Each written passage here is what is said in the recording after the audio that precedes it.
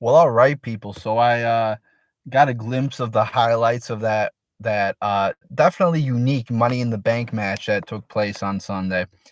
And um, you got to give WWE credit for trying something new. I mean, these are weird circumstances, so the fact that they did a match inside WWE headquarters, you kind of got to give them a little bit of credit for that. Something new, adjusting, adapting to the times we're in.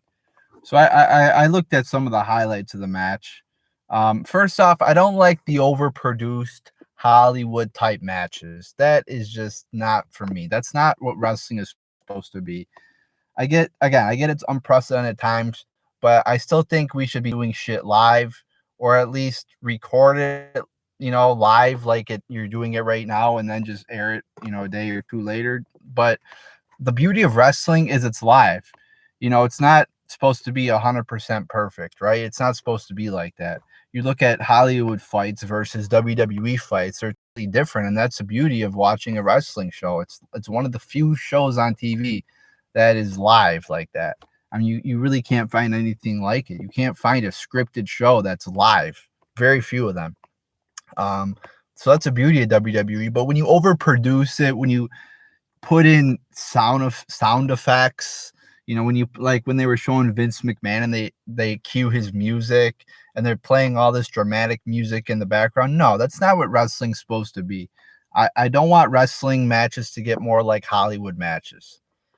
With that being said, so I'm watching this match and you look at the people in this match, AJ Styles, Bryan, talented wrestlers. And then you look at this Otis guy who I've seen bits and pieces of over the last year or two.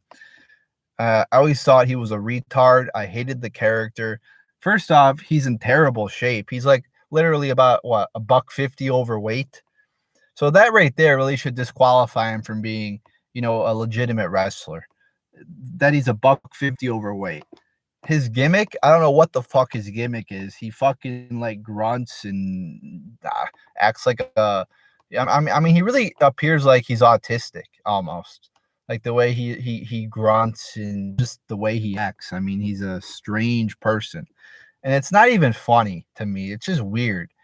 Then they put him with this Mandy Rose chick, which really makes Mandy Rose seem like a fucking slut, like a gold digger, because no woman, especially Mandy Rose, a good looking woman like Mandy Rose, would get with an ugly man like Otis, unless Otis was very rich, which he is obviously because he's in WWE. So that whole thing right there made me want to vomit, and I don't like it.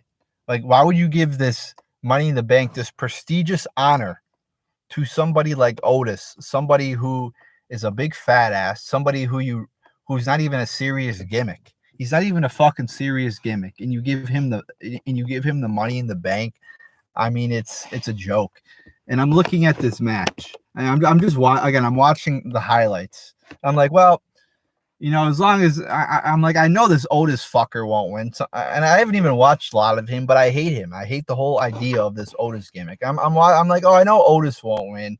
Maybe AJ will win. I know he hasn't had Money in the Bank. I know maybe Bryan will win again, Money in the Bank. So then I think it was AJ Styles and Bryan at the top of the ladder fighting for the briefcase. I'm like, okay, one of these two are going to win. And then it falls to Otis's hands. And I'm like, you got to be kidding me. WWE always does the worst thing possible, it seems like. You could fucking flip a coin, pick a name out of the hat. Oh, who's going to win Money in the Bank? And you would have done a better job than WWE trying to do the best job possible. It's just sickening. And I'm sick and tired of this company, and this is why I don't watch anymore. I'm not going to invest hours upon hours of my day into a product that continually disappoints. So there you go, people. There's my thoughts on Otis winning Money in the Bank.